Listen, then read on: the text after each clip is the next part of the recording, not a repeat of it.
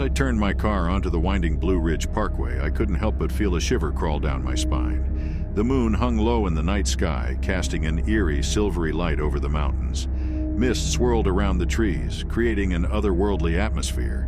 It was the perfect setting for a ghost story, and I had always been a sucker for tales of the supernatural. I was on my way back from visiting family in North Carolina, and the quickest route home took me through this remote, desolate stretch of the parkway. The GPS indicated that it would be a few hours of driving through the heart of the mountains.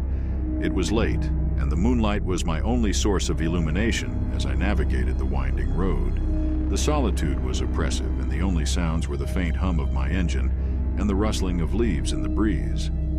My headlights cut through the darkness, revealing the gnarled branches of ancient trees that seemed to reach out to the road, creating sinister silhouettes. The trees here were said to have witnessed centuries of Appalachian history, and the stories I'd heard about this place weighed heavily on my mind. As I rounded a particularly sharp bend, I saw something that made my heart skip a beat. A figure stood at the side of the road dressed in old-fashioned clothing.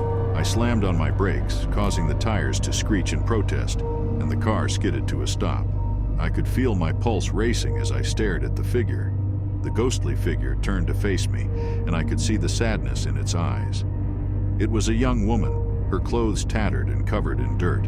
She raised her hand as if to beckon me, and I could see that it was translucent like smoke. I couldn't look away from her, even though fear was gripping my heart. My rational mind told me it was a trick of the light, a figment of my tired imagination, but the dread that filled the air seemed far too real. I glanced in my rearview mirror, and to my shock, there were more figures emerging from the misty woods. Ghostly men, women, and children, all standing at the roadside, their eyes filled with sorrow and longing. I tried to restart the car, but it sputtered and died. Panic surged through me as I realized I was stranded on this desolate stretch of road with these ghostly apparitions. I grabbed my phone and tried to call for help, but there was no signal. The only option was to wait. The ghosts began to approach my car, their movements slow and deliberate. I could hear faint whispers carried by the wind, as if they were speaking to me, though I couldn't make out the words. I watched in horror as they reached out their ghostly hands, some pressing them against the car windows, their faces mere inches from mine. Their cold, ethereal fingers sent a chill down my spine. Time seemed to lose all meaning as I sat there, surrounded by the ghosts of the Blue Ridge Parkway. I was trapped in a nightmarish limbo between the living and the dead. I couldn't look away from the spectral eyes that bore into my soul. Just as I thought I couldn't bear it any longer, a faint glimmer of dawn began to break over the mountains. The first rays of sunlight pierced the darkness, causing the ghosts to retreat back into the forest, their forms dissolving like mist. I watched as they faded away, their mournful faces disappearing into the woods.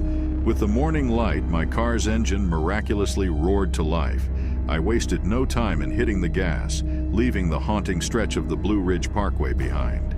As I drove away, I couldn't shake the feeling that the ghosts had shown me something, a glimpse into the tragic history of these mountains.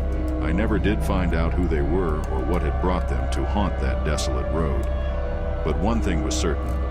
I would never forget the night I encountered the ghosts of the Blue Ridge Parkway, a chilling and unforgettable experience that would stay with me for the rest of my days.